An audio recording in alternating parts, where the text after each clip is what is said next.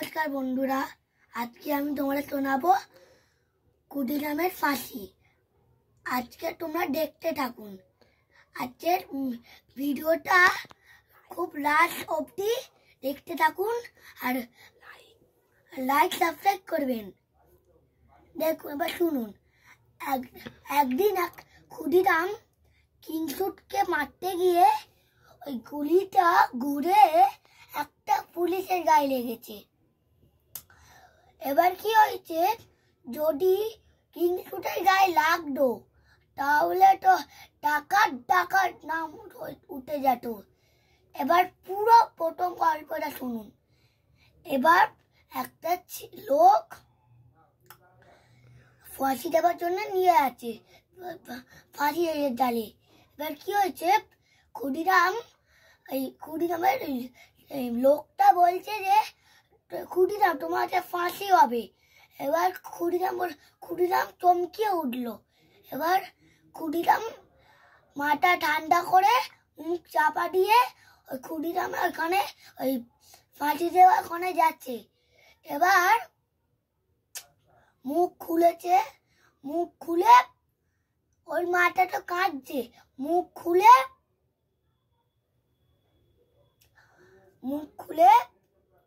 মানে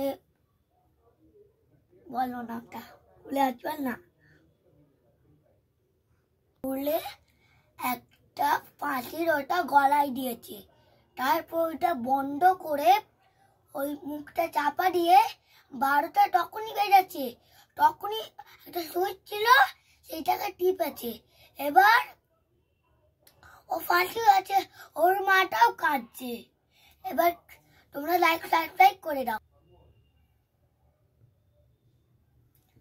এবার গানটা শুনুন, লাইক সাবস্ক্রাইব করে দাও, পুরো গানটা শুনবেন।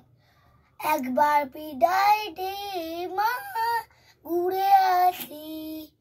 একবার বিদায় দে মা, ঘুরে আসি। হাসি হাসি করব ফাঁসি, দেখবে ভারতবাসী। একবার বিদায় দে মা, ঘুরে আসি।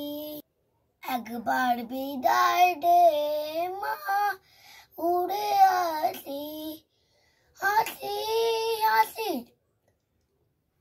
করব ফাঁসি, দেখবেন ভারতবাসী।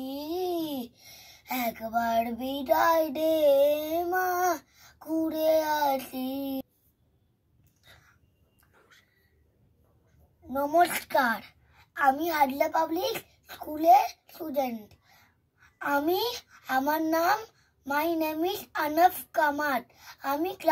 মাই ক্লাস ইজ 2।